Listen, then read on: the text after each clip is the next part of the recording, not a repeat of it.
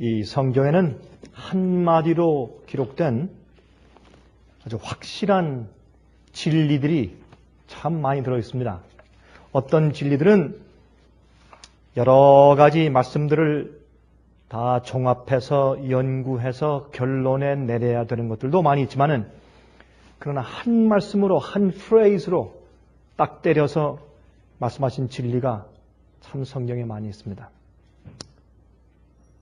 근데 그 중에 우리가 생각해 볼 여지 없이 아주 확실한 한 진리의 프레이즈가 간단한 문구가 있는데 그것은 성경은 피 흘림이 없으면 무엇이 없다 그랬습니까? 죄 사함이 없다라고 말씀하신 것입니다.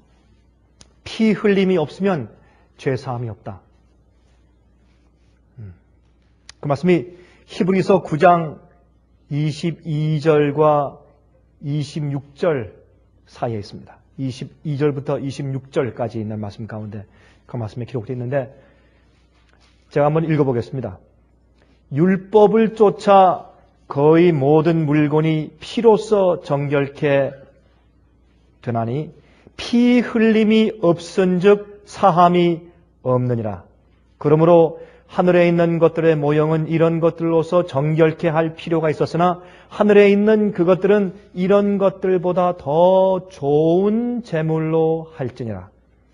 그리스도께서는 참것의 그림자인 손으로 만든 성소에 들어가지 아니하시고 오직 참 하늘에 들어가사 이제 우리를 위하여 하나님 앞에 나타나시고 대제사장이 해마다 다른 것의 피로서 성소에 들어가는 것 같이 자주 자기를 드리려고 아니하실지니 그리하면 그가 세상을 창조할 때부터 자주 고난을 받았어야 할 것이로되 이제 자기를 단번에 제사로 드려 죄를 없게 하시려고 세상 끝에 나타나셨느니라 그랬습니다.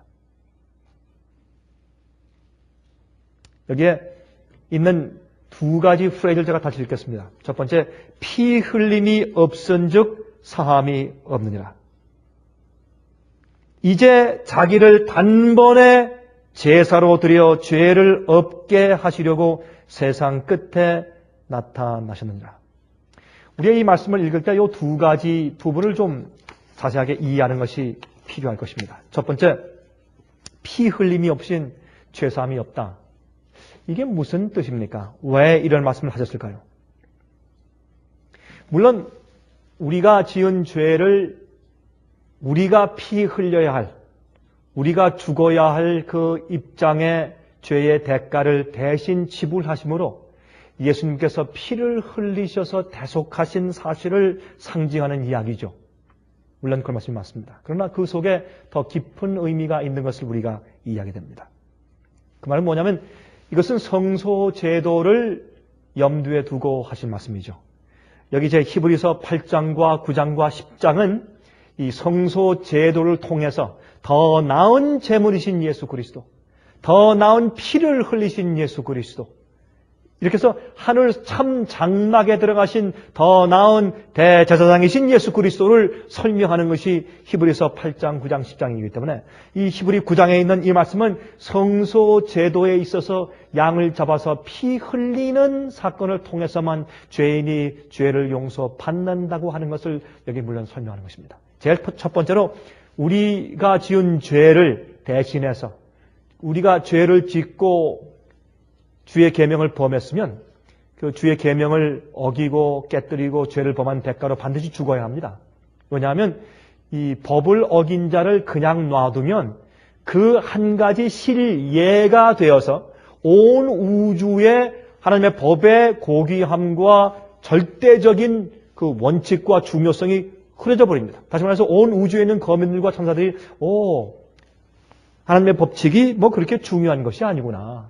주의 법칙이 뭐 그렇게 무서운 것 아니구나. 좀 어겨도 괜찮네.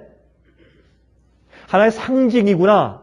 라고 이해될 것이기 때문에 죄를 용납하는 것은 온 우주의 파괴의 시초이기 때문에 하나님께서 그렇게 하실 수가 없는 것입니다. 그래서 사람이 범죄했을 때 반드시 그 대신 피를 흘려주는 죄가 없는 어떤 분이 또한 인간을 창조하신 하나님께서 율법과 계명을 만드시고 그것을 세우신 하나님께서 대신 피를 흘려주시고 그 죄값을 대속해 주시는 일이 있어야지 죄 사함이 있다는 것을 물론 설명하는 것입니다. 그래서 양을 가져오는 것이죠. 메시아를 가져오는 것이죠. 그러나 동시에 이 성소 제도에 있어서 피를 흘린다고 하는 그 의미는 뭐냐면 자기의 죄가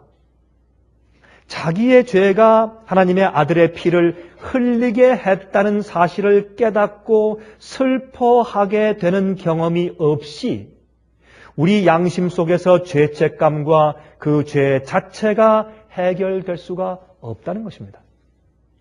이것이 참 중요한 얘기입니다. 물론 예수님께서 십자가에 돌아가셔서 우리를 위해서 대속의 죽음을 죽으신 것, 그것이 우리의 대속의 기초고 우리 구원을 이루시고 구원을 마련해 놓으신 것입니다. 그러나 우리 쪽에서 그 아들의 피를 흘리게 한 죄가 바로 나의 죄라는 것을 깨닫고 내가 슬퍼하는 경험이 없이는, 다시 말해서 내가 양을 직접 죽이고 내가 양의 피를 흘리게 했다는 그 피를 흘리는 경험이 나의 경험화되기 전까지는 죄의 용서가 없다는 겁니다. 그게 성소에서 하나님께서 양을 가져와서 피를 흘리게 하신 것입니다. 하나님께서 무슨 양이나 염소나 아니면 숫송아지 같은 그런 동물들이 피 흘려 죽는 것을 보시기 기뻐하실까요? 그럴 수가 없죠. 우리 인간들도 동물들이 죽는 것을 보고 가슴 아파하는데 어떻게 하나님께서 동물들의 죽는 모습을 보고 주님께서 마음 가운데 즐거워하시겠습니까? 아니면 괜찮다고 느끼시겠습니까?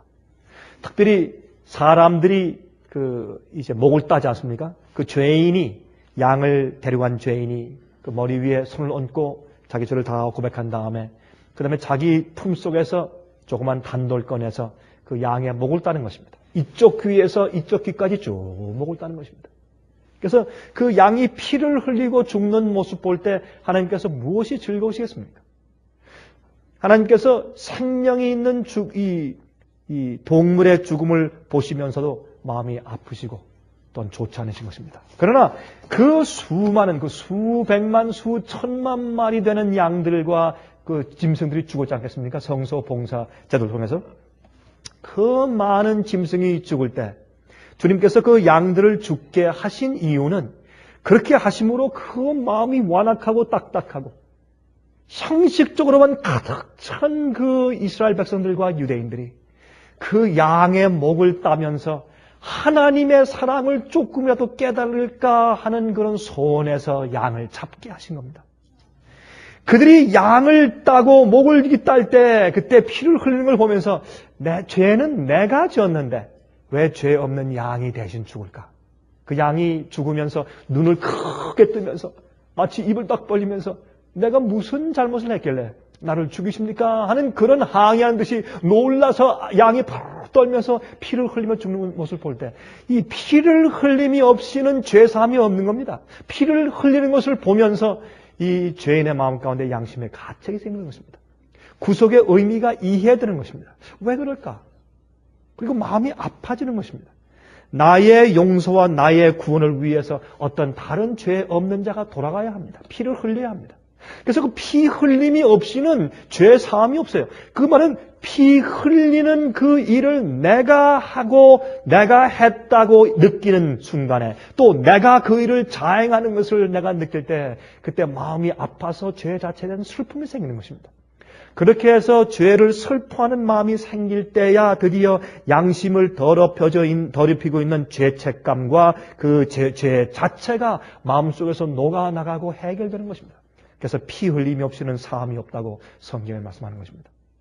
하나님께서 그렇게 많은 양들과 짐승을 그렇게 죽임당하도록 내어주신 이유는 그렇게 완악한 인간의 마음이 그 장면을 보면서 좀 깨어나서 하나님의 구속의 사랑을 좀 이해할 수 있도록 하기 위해서 양들과 염소를 그렇게 많이 죽도록 허용하신 것입니다. 그런데 이 유대인들은 말이죠. 내가 죄를 지으면 내 집 뒷뜰에 양들 많이 있어. 나 부자인데 뭐. 염소도 많이 있고. 내가 또 죄 지으면 또 한 마리 끌고 가면 되지. 이렇게 해서 피 흘리는 일을 형식화시킨 백성들을 우리가 버림받은 하나님의 선택된 민족이라고 부르는 것입니다. 이것은 복음의 경험과 관계가 있는 것입니다. 그들이 그렇게 귀중하고 놀라운 성소 봉사 제도를 계속 경험하고 복음을 듣고 이해했지만, 그러나 그것을 그들 가슴과 마음속에 가져갈 수 있는 피를 흘리는 그 경험으로 자기들 가슴속에 가져가지 못했기 때문에 그들은 복음을 체험하지 못했고, 결국은 그들이 예수 그리스도의 십자가를 보고도 그들이 영원히 멸망당해 죽어간 것입니다.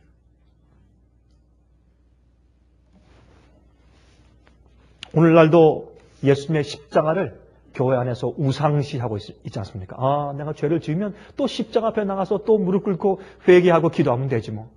이렇게 얘기해서 피를 흘리는 일이 없으면 죄 사함이 없다는 그 의미가 무엇인지 마음속으로 가져가서 경험하지 못하는 그리스도인들이 얼마나 많이 있는지 모릅니다. 그래서 성소가 타락할 때 마치 양을 가져가서 제사하는 그 자체가 그들을 구원하는 것처럼 그들이 느끼게 된 것입니다. 아닙니다. 양은 이미 양이 죽는 그 대가로 내 구원이 마련되었지만은 그 피 흘리는 일이 내 가슴 속에 있기 전에는 구원이 없는 겁니다. 이것은 굉장히 중요한 이해인데, 다시 말해서 예수님께서 십자가 위에서 수백 번 돌아가셨을지라도 예수님의 돌아가신 그 이유가, 예수님을 돌아가게 하신 그 피를 흘리게 하신 그 이유가 내 죄라고는 사실을 인지하고 내 속에서 내가 예수를 피를 흘리게 했다는 경험을 내 가슴 속에 하지 못하면 죄에 대한 슬픔이 있기 전까지는 죄 사함이 없다는 것입니다. 그러면 예수님의 십자가에 돌아가심 못지않게 중요한 것은 하늘 성소에서 예수님께서 우리 인간들을 구원하시기 위해서 역사하시는 중보사업입니다. 예수님의 중보사업은 각각 개인들에게 예수님의 십자가를 바라보고 어린 양이신 예수님의 죽음을 바라볼 때 그 죽음과 피를 흘린 사실이 바로 내 죄 때문이라는 사실을 깨닫게 하고 죄에 대한 슬픔을 갖게 하는 그 거룩한 성령의 역사를 베푸는 것이 바로 예수님의 중보사업입니다. 그래서 이 중보사업이 없이는 예수님의 십자가가 무효하게 되는 것입니다. 오늘날 기독교회가 예수님의 십자가에만 연연하면서 지금 현재 하늘 지성소에서 아니면 또 성소에서 봉사하셨고 봉사하시는 예수님의 현재 주소를 그렇게 무시하고 이해하지 못하는 이유가 바로 거기에 있는 것입니다. 옛날에 유대인들이 꼭 그랬습니다. 양만 끌고 가면 다 되는 줄 알았습니다. 십자가면 다 되는 줄 알고 있습니다. 아닙니다. 십자가에서 이루어진 그 사건이 나와 무슨 관계가 있는지 내 개인적인 체험이 되어야 하는 것입니다. 여러분, 그래서 그 당시에 유대인들을 사회 예수님께서 그 당시 성소 정결을 2번 하셨습니다. 예수님의 봉사 기간 초기에 한 번 하셨고 후기 끝 무렵에 한 번 하셨습니다. 2번 성소 정결을 하실 때 그거 왜 하셨습니까? 성소를 정결케 할 때 여러분 가만히 보세요. 성소 정결케 하는 일은 복음을 정결케 하신 것이요. 복음 사업을. 그들은 복음 사업을 어떻게 했냐면 사람들이 돈을 가지고 와서 성소에 바치면 구원이 이루어지는 것처럼 해서 성전세를 받았어요. 그리고 양과 염소를 가지고 오면 되는 것으로 해서 양과 염소를 꼭 가져오게 했습니다. 물론 가져오는 건 사실이지만. 그래서 가져올 때 그 양과 염소를 바친 그 제물 자체가 그들에게 영생을 주는 것으로 이해했습니다. 성경은 그것이 아니라 피 흘림이 없이는 죄사함이 없다고 설명했어요. 그것은 무슨 뜻이냐면 여러분, 그 사람들이 양을 가져올 때 자기 집에서부터 그렇게 멀리 가져올 수가 없습니다. 그래서 여러분, 정성스럽게 자기가 고른 양을, 흠없는 양을 가지고 와야 돼. 안고 와야 돼요. 근데 그렇게 하지 않았습니다. 와서 성전뜰에서 그것을 샀습니다. 그 사고 파는데 이제 제사장들이 장사꾼들과 이제 짰습니다. 짜고서 한 몇 명이 오면 한 마리 양을 죽여서 피를 몇 명 대신해서 다 제사를 다 드려주고 나머지 양은 가져온 걸 전부 다 뒤로 빼놓으면서 다 팔았어요. 장사들과 제사장들이 다 짜고서 팔았습니다. 그래서 바쳤던 양을 또 되팔고 또 되팔고 이렇게 한 엄청난 그런 사기 행각이 있었습니다.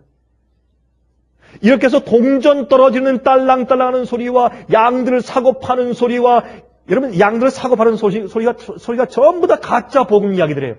그렇게 해서 성전이 참으로 더럽혀지고 시끄럽게 되었을 때 예수님께서 의분을 가지고 채찍을 가지고 섰습니다. 여러분, 우리 그리스도인들에게 의문이 있어요. 우리 그리스도인들이 가끔 그렇게 생각하죠. 우리 그리스도인들은 절대로 항상 온유하고 항상 점잖고, 물론 맞습니다. 근데 여러분들 2살짜리 어린아이가 있는데, 여러분 시장에 들어갔는데 어떤 사람이 들어와가지고 아무 이유 없어 여러분의 2살짜리 어린아이 갖다 뺨을 칵 때리고서 지나갑니다. 아이가 쓰러져서 막 웁니다. 그때 여러분 이렇게 하실 겁니까? 나는 그리스도니까 절대 조심해야지. 괜찮다 얘야. 조심, 울지 말아라. 참자. 아마 그렇게 할 부모는 없을 거예요. 그때 생기는 것이 의분입니다. 그건 화내는 것이 아닙니다. 그건 의분이에요. 하나님의 마음 가운데는 진노하심이 있어요. 그 진노하시는 것은 우리 인간이 이해하는 종류의 분노가 아닙니다. 그것은 하나님의 자기의 백성들과 자기의 귀한 이 우주 정부가 찬탈당할 때, 자기의 귀한, 자기의 생명 같은 자기의 아들을 십자가에 보내서 구원한 자기의 귀한 자녀들을 마귀가 찬탈하거나 악인이 그들을 함부로 사용할 때 하나님 마음 가운데 의분이 생기는 것입니다. 복음을 어그러뜨리는 그 제사장들 볼 때 예수님께서 의분하셔서 채찍을 손에 들고, 채찍을 사용하지는 않으셨죠. 채찍을 가지고 서셔서 그들 전부 내쫓고 상들을 뒤엎고 전부 나가라 그랬습니다. 피 흘림이 없인 죄사함이 없다고 말합니다. 또 요 절들 가운데 있는 또 2가지 또 하나의 사상이 있는데, 그것은 뭐냐면 죄를 없게 하시려고 세상 끝에 참 하늘 성소에 하나님 앞에 나타나시고, 이것은 중보를 말합니다. 이것은 십자가와 중보가 둘 다 손을 잡고 이 말씀 속에 지금 들어있는 것입니다. 여기에 죄를 없게 하시려고 세상 끝에 참 하늘 성소에 하나님 앞에 나타나시고, 여러분 이게 무슨 말입니까? 여기 세상 끝에 하는 말은, 세상 끝은 우리가 사는 이 세상 말세 그런 뜻은 아닙니다. 여기 세상 끝에 나타나시고 하는 이 말씀은, 이거는 그들이 말할 때, 지금 사도 바울이 말할 때 지금 우리가 살고 있는 이 시대의 그런 뜻이에요. 이거는 무슨 뜻이냐면, 역사가 쭉 흘러오면 현재 우리가 살고 있는 이 시대가 세상 끝 아니에요 지금. 요 흘러내려온 그 역사의 마지막 부분, 현재 우리가 지금 경험하는 이 시대 그런 뜻이에요. 우리의 세상 끝은 지금이지만은 1000년 전 사람들에게 세상 끝은 1000년 전이었어요. 또한 2000년 전 사람들의 세상 끝은 2000년 전 그 시대가 세상 끝이었습니다. 이게 그런 뜻의 의미예요. 원어를 따져보면. 그래서 이게 무슨 말씀이냐면, 예수님께서 단번에 당신의 피를 흘리시고 자기 피를 가지고 하늘 성소에 들어가셔서 이제부터는 구원을 마련하시고 구속을 준비하신 예수님께서 각 개인들에게 그 구원을 이루시게 하기 위해서, 그 구원을 효험 있도록 하기 위해서 주님께서 중보 사업을 시작하시는 것을 말씀하시는 것입니다. 누구 앞에서? 하나님 아버지 앞에서. 왜 하나님 아버지 앞에서요? 하나님 아버지와 죄인들을 화목시키는 것입니다. 그것이 중보 사업이고 그것이 구속이고 그것이 구원입니다. 예수님의 십자가 위에서 구원이 마련되고 준비되었으며, 예수님의 중보 사업을 통해서 드디어 각 개개인들이 그 효험을 받아서 이젠 하나님과 화목되어 주님의 구속과 구원 속으로 들어가는 것입니다. 이것이 복음의 이야기입니다. 이것을 이해하지 못하는 사람들은 엉터리 복음을 가르치고, 많은 사람들이 엉터리 복음 속에서 마치 유대인들이 양을 가져가면 그 양 자체가 구원을 이루어주는 것처럼 오해하고 사는 것입니다. 그러나 성경은 말하기를 피 흘림이 없이는, 아무리 양을 수만 마리 가져갔을지라도 그 양을 목을 따고 죽이면서 죄 없는 양이 내 죄 위에 돌아가신 사실을 인식하고 죄에 대해서 슬퍼하는 마음을 느낄 때 드디어 구원이 그 죄인의 마음속에서 이루어지는 것입니다. 근데 그 일을 하도록 도와주는 일이 바로 예수 그리스도의 중보 사업이라, 그것을 성경이 지금 설명하고 있는 것입니다. 십자가로 구속이 끝나는 것이 아닙니다. 중보는 변호사와 같은 역할인데, 죄가 계속되는 한, 죄가 계속 진행되는 한, 또한 마귀의 고소가 계속되는 한 중보자가 필요해요. 변호사가 필요합니다. 누가 아무리 우리가 한 번으로 이겼다고 할지라도 계속적으로 고소가 들어오는 한 우린 변호사를 사야 돼요. 이건 변호사가 없이는 법정할 수가 없습니다. 마찬가지입니다. 그래서 이 마귀의 고소가 계속 있는 한, 죄가 계속 진행되고 있는 한 변호사가, 중보자가 우리에게 필요한 것입니다. 히브리서 4장 15절과 16절에 말씀했습니다. 우리에게 있는 대제사장은 우리 연약함을 체휼하지 아니하는 자가 아니요 모든 일에 우리와 한결같이 시험을 받은 자로되 죄는 없으시니라. 그러므로 우리가 긍휼하심을 받고 때를 따라 돕는 은혜를 얻기 위하여 은혜 보좌 앞에 담대히 나아갈 것이라. 여러분 여기 보니까 그리스도인들이 어떻게 예수님의 십자가의 보혈의 은혜로 구원이 끝났다라는 의미보다 우리가 어떻게 해요? 한결같이 때를 따라 돕는 은혜를 얻기 위해서 은혜 보좌 앞에 담대히 나가라. 언제? 항상. 그러므로 십자가의 보혈로 구원받은 우리를 계속해서 도와주셔야 합니다. 그러므로 구속사업은 현재 진행 중이고 죄의 문제가 해결되고 없어질 때까지 계속되어야 합니다. 여러분 틴데일 씨가 말이죠. 제일 처음에 그 셉튜어딘트, 그러니까 그 헬라 성경이죠. 70인 번역. 그 헬라 성경에서 이 영어 성경을 번역할 때 제일 처음에 히브리 성경이 있다가 그게 헬라 성경으로 번역되었죠. 그게 70인역입니다. 그 헬라 성경에서 번역된 것이 영어 성경이죠. 근데 그 영어 성경으로 번역될 때 제일 처음에 이 킹 제임스 성경이 있기도 이전에 제일 처음 그 앵글로 삭슨 그 옛날 초기 그 영어 그런 초기 영어로 번역된 틴데일 성경 번역을 할 때 그 틴데일 씨가 이 성경의 구속, 하나님과 사람이 화목되는 것, 그 구속에 대한 그 단어를 아무리 찾아봐도 단어를 찾을 수가 없습니다. 그래서 그 단어를 만들었다 그러죠. 그래서 그 구속이라는 영어 단어는 합성어입니다. 그 언어가 영어에 없었기 때문에. 그래서 그 합성어가 우리가 말하는 구속인데 그 구속을 영어로 atonement라고 합니다. 그 atonement는 영어 세 글자를 묶어서 하나로 만든 합성어입니다. at one 하나가 되는 겁니다. 그게 화목입니다. 하나님께 대한 인간의 오해를 풀어주는 겁니다. 그게 십자가 하는 겁니다. 그리고 죄된 마음의 그 반역적인 마음과 죄를 붙잡고 있는 마음을 녹여서 없애주는 겁니다. 그래서 하나님과 죄인 사이를 at one moment 하나로 묶어주는 겁니다. 어디에서? 십자가 위에서. 그게 화목입니다. 그게 atonement입니다. 그래서 at one moment입니다. 그래서 구원 받았다는 의미는 죄인이 하나님과 화목하여 다시 하나가 되었다 그런 뜻이에요. 그게 화목이에요. 그것이 구속이고 그게 구원이에요. 그러므로 여러분 믿음으로 말미암은 의를 어렵게 말할 필요 없이 이것만 이해해도 구원받은 자는 하나님과 하나가 되고 화목한 자예요. 하나님과 하나가 되고 화목한 자는 계명을 범하지 않는 자예요. 연약하여 실수할 수는 있지만은 마음 가운데 반역의 정신이 없는 사람이에요. 죄를 계획하는, 죄를 도모하는 마음이 없는 자가 하나님과 화목된 자입니다. 여러분, 그래서 이것은 성경에서 이해할 때 아주 단순하고 간단한 것을 우리가 알게 됩니다. 고린도후서 5장 18절부터 20절까지 이렇게 말씀되어 있어요.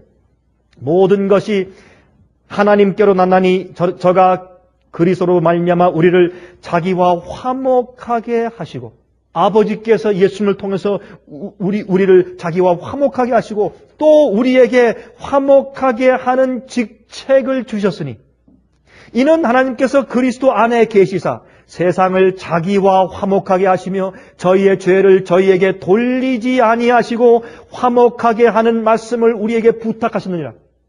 하나님께서 우리를 부르시고 먼저 우리가 하나님 아버지와 화목된 것은 우리가 나아가서 화목해 하는 말씀을 전하여서 다른 사람도 하나님께 화목해 하기 위해서 우리를 부르셨다. 그렇게 말씀하세요. 그것이 복음 사업이에요. 이러므로 우리가 그리스도를 대신하여 사신이 되어 하나님이 우리로 너희를 권면하시는 것 같이 그리스도를 대신하여 간구하노니 너희는 하나님과 화목하라. 너희는 하나님과 화목하라. 여러분, 내가 지금 하나님과 화목해 있는지 있지 않는지 그건 자기 양심은 아는 겁니다. 어떤 것이 하나님과 내 사이를 가로막고 있는지 자기는 아는 겁니다. 내가 정말 하나님과 화목하고 있는지, 하나님과 내 사이에 아무런 막힌 것이 없는지. 예?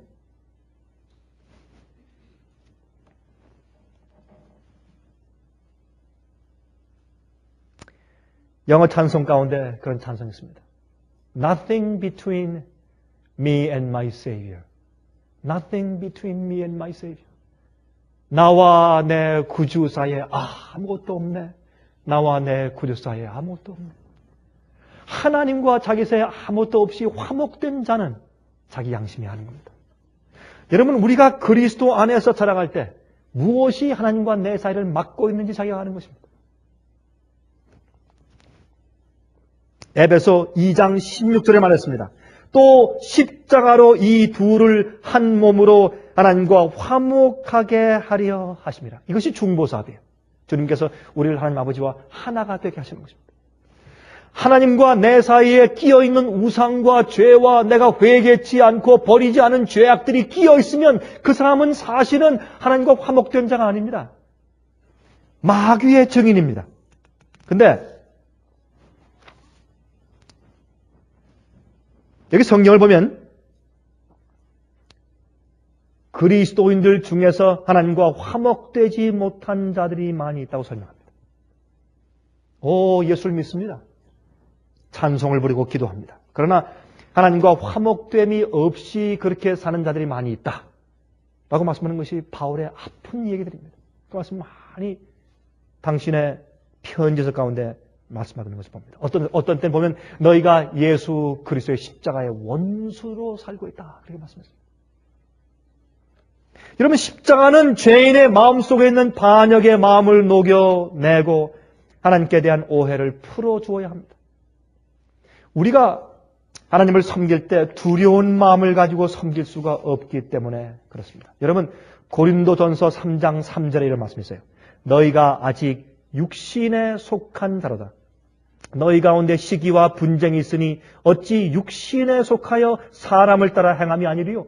다시 말해서 우리가 육신에 속해 있을 때, 육신이 내 속에서 나를 주장할 때 우리는 하나님과 화목한 자가 아니라 그렇게 말씀합니다. 이 얘기는 교인들에게 한 얘기입니다. 믿지 않는 자들에게 한 얘기가 아니에요. 또 로마서 5장 10절과 11절에 다음과 같이 말씀했어요. 곧 우리가 원수 되었을 때 그 아들의 죽으심으로 말미암아 하나님으로 더불어 화목되었은즉 화목된 자로서는 더욱 그의 살으심을 인하여 구원을 얻을 것이니라. 이뿐 아니라 이제 우리로 화목을 얻게 하신 우리 주 예수 그리스도로 말미암아 하나님 안에서 또한 즐거워하느니라. 그러므로 예수님의 십자가는 우리의 구원을 마련하고 준비해 놓으셨습니다. 그러면 예수님의 중보사업은 우리처럼 연약한 육체를 가지고 이 땅에 오셔서 사시고 우리와 똑같은 시험과 유혹을 받아보시고 승리하고 죄를 짓지 않으신 경험을 했기 때문에 우리의 처지를 아시는 것입니다. 우리를 이해하시는 것입니다. 우리를 어떻게 도와줄 줄을 아시는 것입니다. 그 중보자께서 하늘에서 우리를 위해서 기도하시고 필요할 때마다 계속해서 은혜와 능력을 베푸세요. 간구하지 않는 자에게 주님께서 강요해서 하늘로 데려갈 수가 없습니다. 강요해서 은혜를 베풀 수가 없습니다. 그러나 간구할 때, 그래서 중보자예요. 여러분, 중보에 하는 기도는 대제사장은 말이죠. 반드시 보면 그 손에 무엇을 들고 있습니까? 뭘 들고 있어요? 향로를 들고 있어요. 근데 그 향로 들고 있는 향로 속에 여러분 요한계시록 8장을 보시면 그 향로 속에 무엇을 그 안에 담고 있다고 설명합니까? 성도들의 기도들이 그 안에 담겨 있다고 설명해요. 그러므로 중보자는 어떤 분인가? 예수님은 십자가에 돌아가신 다음에 우리의 구원을 이루어 놓고 하늘에 올라가셔서 이제부터 무엇을 기다리느냐 하면 피를 흘리지 않으면 죄사함이 없는 그것을 주께서 말씀하신 것처럼 우리 마음 가운데 죄의 책감을 가지고 용서받을 마음의 소원을 가지고 저 앞에 나와서 기도하는 그 기도를 들으시기 위해서 항상 기다리시는 겁니다. 주님께서 이모저모로 이런 환경, 저런 환경, 이런 책, 저런 테이프, 저런 사람 만나게 하시고, 이런 어려움 당하게 하셔서 이모저모로 죄인들을 이리로 옮겨보고, 저리로 옮겨보고, 이런 입장에 가게 하고, 주님께서 계속 역사에서 그 양을 몰아서 꼭 그가 주 앞에 기도할 수밖에 없는 처지에 오도록 주님께서 그들을 계속 인도하시다가 그 죄인의 입에서 입이 열려 주 앞에 기도하면 주님께서 얼른 그 기도를 받아서 그 죄인에게 필요한 은혜를 베푸시는 것입니다. 계속 베풀어서 그럴 때는 이렇게 하면 되고 이럴 때는 이렇게 하면 되고 그의 마음 가운데 마음을 더 강력하게 해주고 또한 마음에 감동을 끼쳐주고 마음에 후회하는 마음을 갖게 하고 다시는 그 죄를 짓고 싶지 않은 증오심을 갖게 하는 모든 것들을 성령의 은혜를 통해서 다 베풀어서 주시는 그 역사가 바로 중보입니다. 중보는 우리의 죄를 용서한다고 하는 그 직책뿐만 아니라 우리가 그 죄에 더 이상 빠지지 않고 하나님 아버지에 대한 오해가 풀리고 하나님과 화목되어서 하나 되게 하기 위해서 역사하는 모든 역사를 통틀어서 중보라고 말하는 것입니다. 그래서 우리가 화목된 자로서는 우리가 주님의 죽으심과 합해서 화목하게 되었으니 이젠 더욱 그의 살으심을 인해서 구원을 얻을 것이라. 항상 우리가 하나님과 화목된 자로서 즐거움 가운데 살아야 합니다. 구원의 즐거움, 용서의 기쁨이 없이는 구원의 즐거움이 없습니다. 화목은 하나님과 원수가 되는 일을 그치게 하는 것이에요. 하나님과 진정으로 화목되어 있지 않은 그리스도인들은 마귀가 하나님의 구속의 역사, 즉 십자가의 역사를 아무런 효험이 없는 것으로 만드는 증인들이 되는 것입니다. 우리가 하나님과 화목되어 있지 않으면, 잘 들으세요. 저 밖에 나가서 우리가 술 주정뱅이를 보는 것보다 마약 중독자를 보는 것보다 그들이 마귀의 좋은 증인 되는 것보다 교회에서 멋진 옷을 입고 깨끗하게 하고 나와서 찬송하고 기도하지만은 그러나 그 생애와 그들 마음 가운데 아직까지 죄를 정리한 경험이 없고 죄를 포기한 경험이 없고 우상을 가득 가지고서 아직도 하나님과 화목되지 아니한 죄인들이 교회에 있으면 바로 그 그리스도인들이 마귀의 논리가 옳다고 증거하는 가장 강력한 증인이 된다고 말입니다. 주정뱅이가 아니에요. 하나님과 화목되지 않으면서도 화목된 것처럼 살고 있는 그리스도인처럼 강력한 마귀의 증인은 없다고 말이에요. 사실은 성경이 말하는 것은. 그래서 마귀는 현재 예수님의 하늘 성소의 중보 사업을 효용이 없게 만들고 구속의 역사를 아무런 효용이 없게 만드는 것이 마귀의 역사인데 그것은 구원을 얻었다고 믿으면서 내 마음 가운데 진심으로 하나님과 화목된 경험이 없는 그런 입장에서 서게 하는 것이 마귀 역사인 것입니다. 자, 지금까지 말씀드린 것은 우리가 다 아는 얘기죠. 이건 다 아주 기본적으로 다 아는 얘기고 그래야 합니다. 근데 문제는 어디냐면 알지만 그게 안 된다는 데 문제가 있습니다. 구원 얻기보다 구원을 얻은 구원을 지키는 것이 더 어렵죠. 그렇죠? 여기에 문제점이 있어요. 그래서 보면 하나님의 계획 가운데서 대속죄의 역사가 있어요. 주님의 계획 가운데 대속죄의 역사가 있어요. 여러분 믿는 자들의 생애에서 죄가 계속되기만 하면 누가 승리합니까? 마귀가 승리해요. 그래서 그것을 우리가 이길 수 있도록 하기 위해 주님께서 계속 중보하신 다음에 맨 마지막에 대속죄의 역사에서는 무엇을 확인하시냐 하면 그리스도의 생애 가운데서 죄가 끝났다. 죄가 계속되는 것이 끝났으며 하나님과 분리됐던 죄인들이 하나님과 다시 완전히 화목됐다는 것을 증명하시는 날이 대속죄예요. 그 심판이에요. 심판, 기록적을 펴서 심판을 통해서 그것을 마귀 앞에 증명하시는 것입니다. 누굴 통해서? 그렇게 화목의 경험 가운데 들어가 있는 의인들, 그리스도인들 통해서 산 증인으로 보이시는 겁니다. 그게 대속죄의 이야기예요. 여러분 재밌는 것은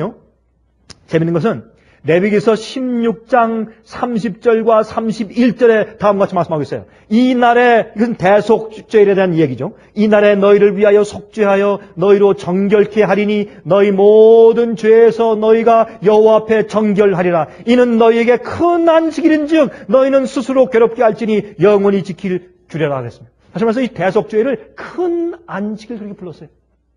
왜 그렇게 불렀을까요? 너희가 모든 죄에서 여호와 앞에 정결케 될 것이라.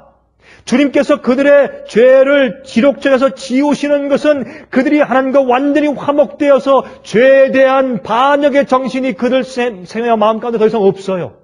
주님께서 그것을 마귀 앞에 딱 증명해 보이신 다음에 그것을 다 정결케 하면 그들 마음 가운데 큰 안식이 있어요. 큰 쉼이 있어요. 죄의 노예에서의 쉼도 쉼이지만 하나님의 우리를 죄의 속박에서 건져내시고 해방시키시는 큰 주님의 창조의 능력 속에서 쉬는 큰 안식이 있어요.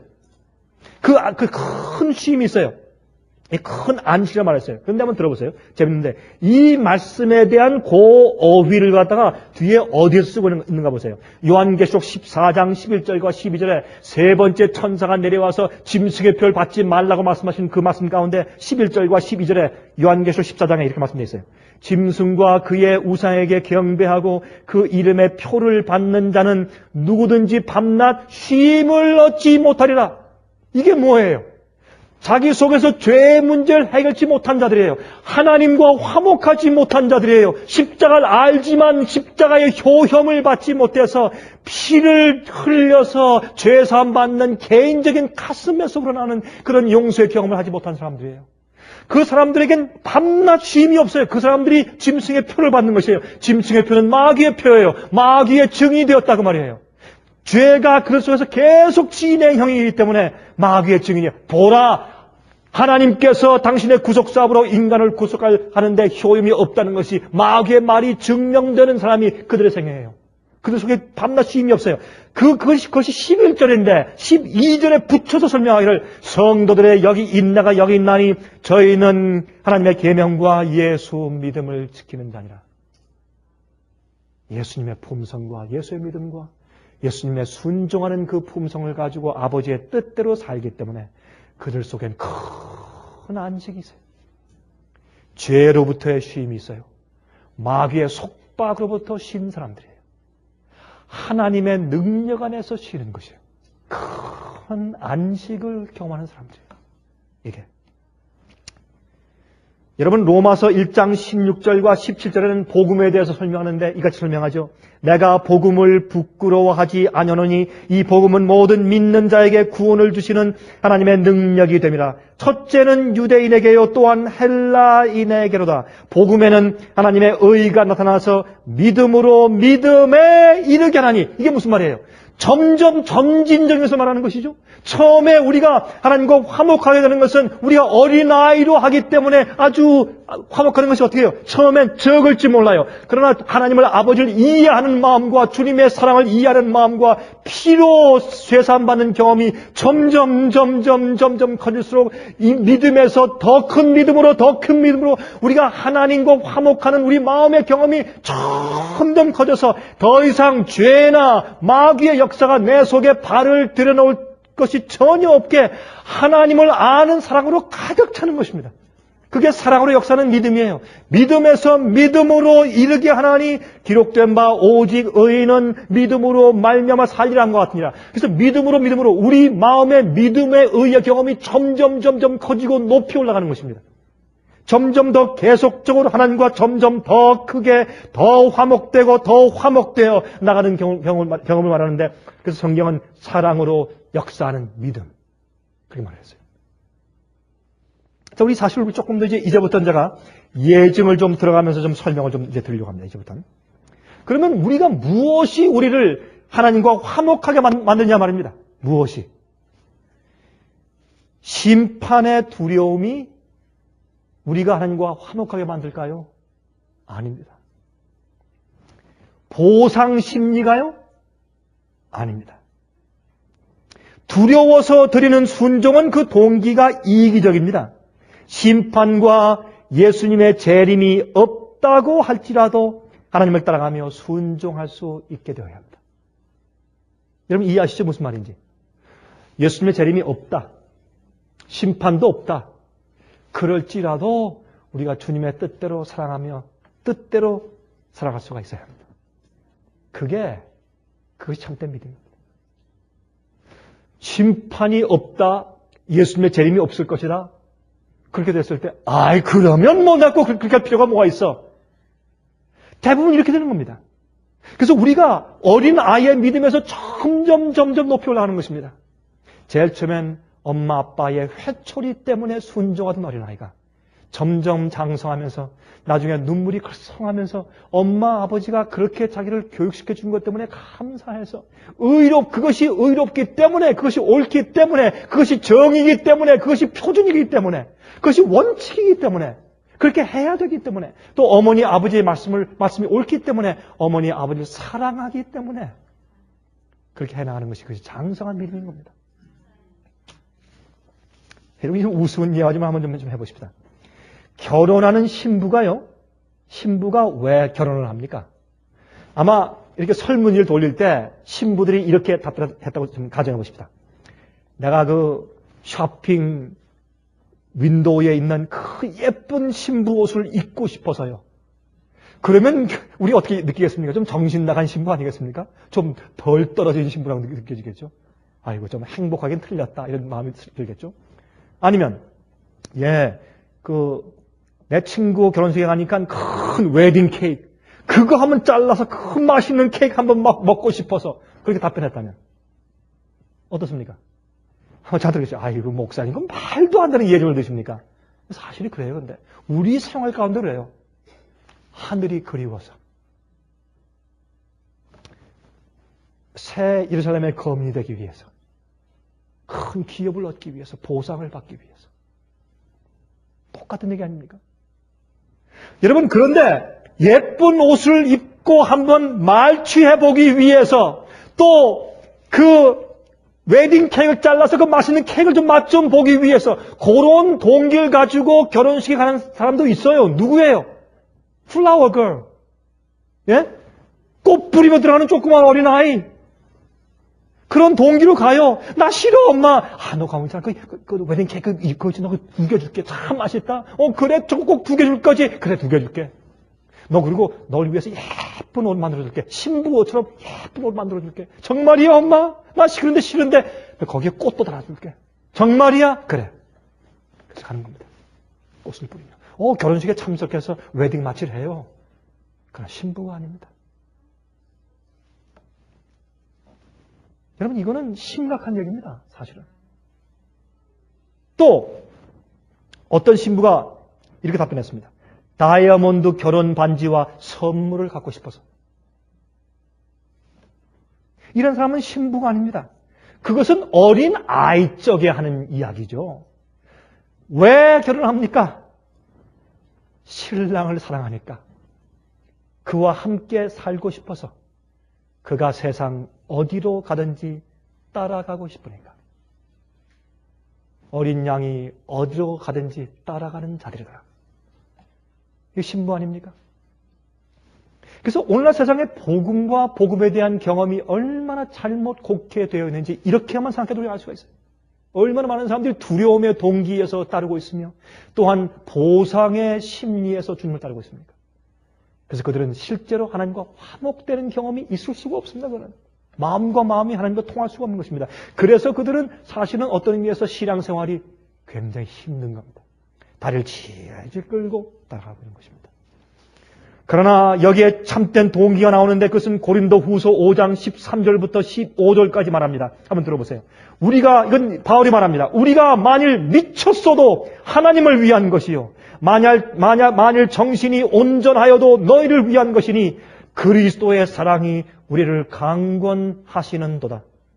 우리가 생각컨대 한 사람이 모든 사람을 대신하여 죽었은즉 모든 사람이 죽은 것이라 저가 모든 사람을 대신하여 죽으심은 산자로 하여금 다시는 저희 자신을 위하여 살지 않고 오직 저희를 대신하여 죽었다가 다시 사신 자를 위하여 살게 하려 하심이라. 얼마나 하나님과 화목되었으면 더 이상 사는 것이 날 위해 사는 것이 아니요 하나님만 위해 사는 것이에요. 거기에 아까운 것이 무엇이 있고 희생하지 못할 것이 무엇이 있으며 하지 못할 것이 무엇이 있어요. 이것이 우리의 의의 행위가 되어야 돼요. 그래서 계시록 19장 7절 8절에 말씀하기를 우리가 즐거워하고 크게 기뻐하여 그에게 영광을 돌리세 어린 양의 혼인 기약이 이르렀고 그 아내가 예비하였으니 그에게 허락하사 빛나고 깨끗한 세마포를 입게 하셨은즉 이 세마포는 성도들의 옳은 행실이로다 하더라. 그들 마음이 하나님과 화목되어서 그들이 하는 일들은 하나님께서 그들 마음 가운데 성령을 얻어주신 충동을 그저 이행해 나가는 것입니다. 성도들의 옳은 행위로 옷을 입었어요. 하나님과 화목된 자들이에요. 하나님을 향한 사랑의 동기가 화목을 이루고 구속을 만드는 것입니다. 하나님과 하나를 at one moment예요. 한 군데 만나 모여서 하나 되는 겁니다. 십자가 위에서 하나님과 인간이 만나서 거기서 하나가 되는 겁니다. 하나님이 세상을 이처럼 사랑하사 독생을 주셨어요. 아버지가 어떤 분인지 우리가 조금씩 눈을 떠서 이해하기 시작하는 것입니다.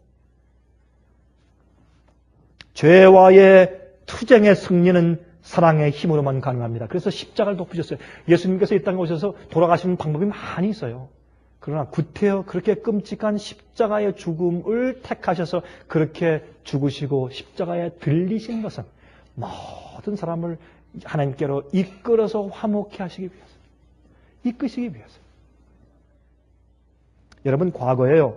오기로 순교당한 사람들이 많이 있었을 겁니다. 여러분 정말 생각해요. 저기 수백만 명, 5천만 명 이상의 순교자들이 중세기에 있었다 그래요. 근데 그 사람들 가운데서 오기로 순교당한 사람들이 많이 있었을 것입니다. 그래서 고린도전서 13장 3절에 말씀하기를 내가 내게 있는 모든 것을 구제하고 또 내 몸을 불사르게 내어 줄지라도 순교당할지라도 사랑이 없으면 내게 아무 유익이 없느니라 그랬습니다. 소용이 없는 것입니다.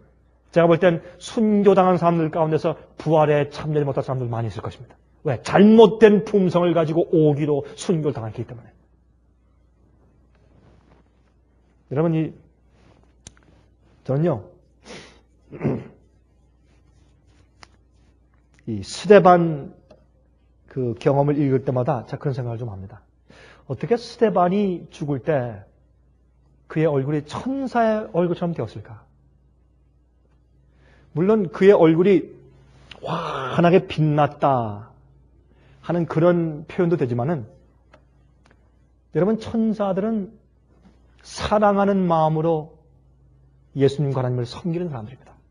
그들 마음 가운데 억지로 함이나 아니면 두려움에서 하는 동기가 전혀 없습니다. 그게 천사입니다. 천사의 마음속엔 말이죠. 어떤 보상심리나 두려움에서 하나님을 섬기는 것이 없잖아요.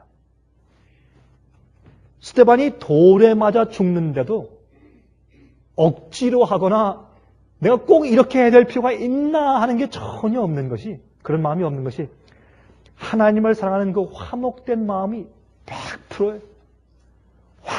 완전히 하는 거 화목되어서. 여러분, 사랑에는요, 내가 이렇게 해주니까 너 이렇게 해줘. 이게 없습니다. 그렇죠? 그거 있으면 온전한 사랑이 아니에요. 온전한 사랑은 그것까지도 없어져야 온전한 사랑입니다. 그래서 온전한 사랑, 이 사랑 가운데서 세 가지가 나오지 않습니까? 아가페, 그 다음에 필레오, 그 다음에 에로스. 이 세 가지 사랑이에요. 아가페가 조건 없는 사랑이에요. 내가 너한테 이렇게 해주는데, 그러니까 너도 나한테 이렇게 해줘야 돼? 그게 아닙니다. 그냥. 스데반의 마음 가운데 그 아가파의 사랑에 있는 천사의 품성이 만들어졌기 때문에 하나님과 완전히 화목했기 때문에 막 얼굴이 천사의 것처럼 빛났어요. 그게 그냥 상징이 아니에요. 실제 우리가 그런 빛나는 얼굴 가지고 앞으로 살 것이기 때문에. 바울, 사도 바울이요. 사람들이 막 돌에 그냥 진 얘기인 거죠. 그냥 뭐 바울이요, 좀 조심하셔. 내가 요 돌은 좀 아플 겁니다. 요건 아까 건 좀 작았는데 요건 좀 빼줄 거니까 좀 조심하셔. 눈 좀 질끈 감으시오. 뭐 이렇게 했겠어요? 그냥 이를 갈면서 야수처럼 달려들어서 그냥 사정없이 막 진 이기는 거죠. 이렇게 돌을 칠 때. 그것도 가장 아프게 생긴 큰 돌만 이렇게 골라가지고 했겠죠. 그때 정말 피투성이 돼서 쓰러진 그 사도 바울. 그래서 그리스도인들이 와서 죽은 줄 알고 끌고 가서 장사 지내려고 이 오픈 캐스켓도 못 하겠죠. 그럴 때 그렇죠? 예, 장사 지내려고 이제 땅을 파고서 장사 지내려고 하는데 벌떡 일어나더니 옷을 털털 털고 일어나서 가는 거예요. 이건 부활의 경험이요. 이건 기적의 경험이요. 그때 거기에 서 있던 그리스도인들이 참 기가 막히니까 자, 이젠 당신 쉴 때도 됐어. 당신 이렇게 고생 많이 하고 그렇게 많이 매를 맞고 파선당하고 굶주리고 옥에 갇히고 뒤에 채찍을 맞고 이젠 돌에까지 맞아 죽임 당할 것 같은 그런 경험까지 하고 이젠 좀 쉴 때가 되었어요. 이젠 저기 지중해 편에 우리가 헌금을 좀 걸어서 줄 테니까 저기 지중해 안에 가서 조그만 오두막집 별장 좀 짓고 이제 남은 여생 동안 좀 편하게 쉬시오. 좀 백개신 좀 하시고 좀 은퇴하시오. 그래서 사도 바울이 겉옷을 다시 걸쳐 입고 또 가는 겁니다. 사도 바울이 어딜 가십니까? 내가 복음 전하러 가야지. 내가 어딜 갑니까? 복음 전하러 가야지. 어디 갑니까? 가기는. 내가 말씀 전하러 가야지. 이제 좀 쉴 때가 됐지 않겠습니까? 사도 바울은 그리스도의 사랑이 나를 강권하신도다. 그것도 갔어요. 이게 복음의 경험이고, 이런 마음의 경험을 가지면은, 이거 하지 말라, 저거 하지 말라, 이렇게 따지는 게 맞느냐, 무슨 계명 순종, 이런 마음이 생기잖아요. 내가 이거 전부 다 바치라 그러느냐, 이런 불평이 있을 수가 없어요. 인색한 마음이 들어올 수가 없어요. 윈 형제가 있습니다. 한문으로 구루 문자인데 원래 이 한문으로 중국 이름은 리우찌닝 목사인데 이 윈 형제라고 이제 별명인데 이 사람은 1980년대 중국의 지하교회 운동을 열심히 한 사람 가운데 한 사람인 것 같습니다. 제가 최근에 이제 그 책을 좀 얻어가지고 좀 쭉 읽어보니까 이 삼자교회, 오픈처치, 이 국가에서 인정하는 교회가 되게 싫다고 반대하고 공개적으로 반대했어요. 그래서 제가 볼 땐 이분이 그냥 조용히 이렇게 몰래 숨어 다니는 사는 것보다 공개적으로 지도자들한테도 막 가서 항변하고 막 이런 아주 대담한 그런 일들을 했어요. 그렇게 하면서 이제 핍박을 당한 사람인데 제가 이 책을 좀 보니까 핍박을 당해도 어마어마하게 당했어요. 이해가 안 될 정도로 당했는데 1980년대에 2번 이제 감옥에 들어갔는데 들어가서 말이죠. 이 인분과 소변이 가득 있는 곳에 막 기어가게 하고 죄수들이 다 모여서 그들 위에 막 오줌을 갈기게 하고 맞고 전기봉을 입에 대가지고 까무라치게 하는 일을 계속하고 다리를 매질 다리를 이겨버리고 나중에 이 바늘로 막 그 대바늘로 이 손톱 밑에를 갖다 찔러 이렇게. 그 고통이 제일 힘든 고통이었대요. 하여튼 이름 말할 수 없는 그런 아주 엄청난 고통을 당했어요. 이 감옥에서. 근데 제가 그 그분이 74일 동안 금식을 했어요. 이게 기적이에요. 74일 동안. 지금 이제 도망 나와서 지금 이제 캐나다에 있는데 전 그 사람의 이런 경험담도 참 가슴이 아리고 가슴 아프고 감동적이었지만 그것보다 제 마음을 가장 감동시킨 장면이 이것이에요. 그가 4년 동안 그 모진 우리가 상상할 수 없는 그런 고통을 감옥에서 당하고서 나와서 이제 그 집으로 가는데 감옥에서 지금 보내줬기 때문에 집으로 가는데 가면서 밤에 자정이 지났는데 집이 저 앞에 보여요. 집을 보는데 그 앞에서 그는 이렇게 생각을 했어요. 우리 집이 보였다. 나는 잠시 걸음을 멈추고 그 순간을 음미해 보았다. 꿈만 같았다. 지난 4년 동안 헤아릴 수 없는 많은 일을 겪었지만 하나님은 신실하셨다. 몸서리치는 고문을 당했지만 하나님은 신실하셨다. 재판관 앞으로 법정으로 끌려다녔지만 하나님은 신실하셨다. 줄이고 목말랐고 탈진으로 혼전하기도 했지만 하나님은 신실하셨다. 이 모든 과정에서 하나님은 항상 신실하셨고 나를 사랑하셨다. 그분께서는 한 번도 나를 버리거나 저버리지 않으셨다. 그분의 은혜는 언제나 내게 좁겠으며 나의 모든 필요를 채우는 데 부족함이 없었다. 나는 예수님으로 인해 감옥에서 고난을 겪지 않았다. 그렇다. 이 대목이 제 마음에 제일 감동을 주었어요. 그렇다 나는 예수님과 함께 있었으며 참으로 그분의 임재하심과 기쁨과 평강을 매일같이 생생하게 체험했다. 복음을 위해 감옥에 갇힌 사람들은 고난을 고난이라 여기지 않는다. 고난이라고 여기는 사람은 하나님의 친밀한 현존을, 현재 존재를 전혀 경험하지 못한 사람들이다. 그 뒤에 또한 이 사람이 가서 이제 이 가정교회, 지학교회 사역자들을 교육시킬 때 그들이 이렇게 이제 얘기를 해요. 여러분은 돈도 없이 집에서 멀리 떠나게 됩니다. 여러분이 가장 두려워하는 것은 무엇입니까? 그때 헌신하는 사역자들이 이렇게 말을 한대요. 저희는 굶주리거나 얻어맞는 것을 겁내지 않습니다. 복음을 위해서는 기꺼이 죽을 각오가 되어 있습니다. 저희가 가장 두려워하는 것은 하나님과 동행하지 않는 삶입니다. 하나님이 매일 저희와 함께 하시도록 기도해 주십시오. 이게 하나님과 화목한 사람들입니다.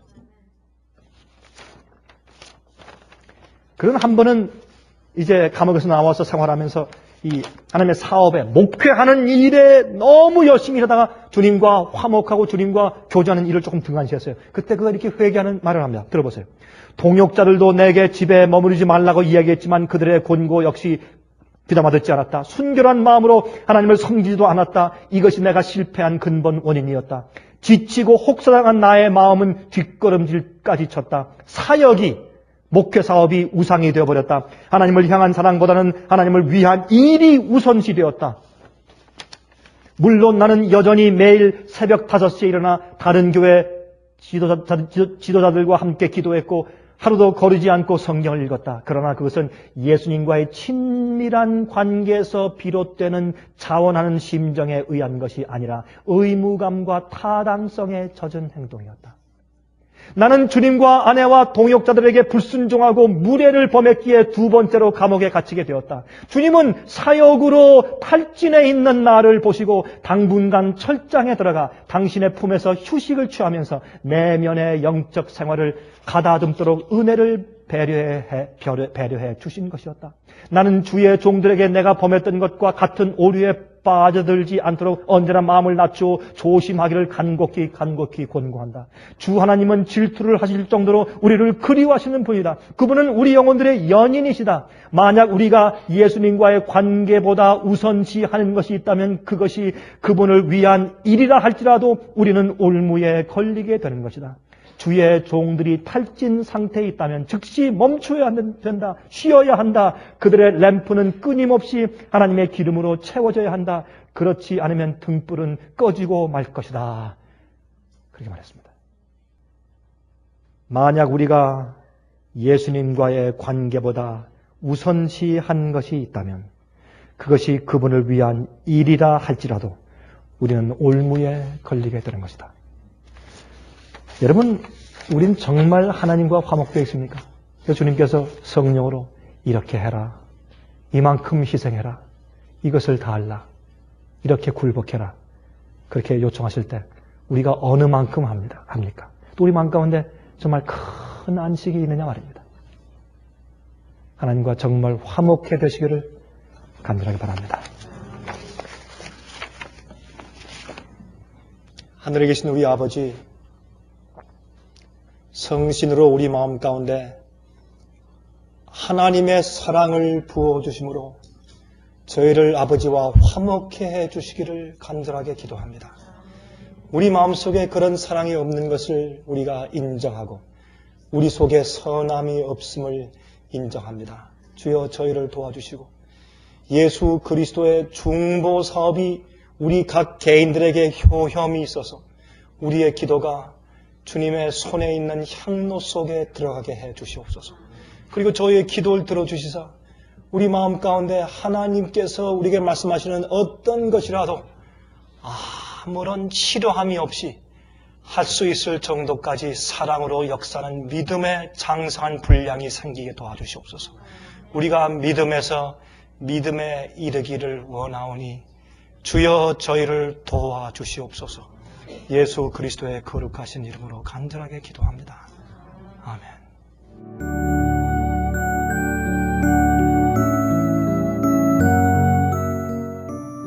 예수님의 재림이 가까워오고 있습니다. 지금은 영원한 하늘을 위해 준비해야 될 때입니다. 머지않아 우리의 재물은 아무 쓸모없는 것이 되고 말 것입니다. 하나님께 은혜를 받으셨다면 받으신 축복을 생애의 빛 복음 사업을 위해서 나누지 않으시렵니까? 헌신하시는 성도님들의 손길에 하나님께서 후히 갚아주실 것입니다. 후원해 주시는 모든 성도님들께 감사드립니다.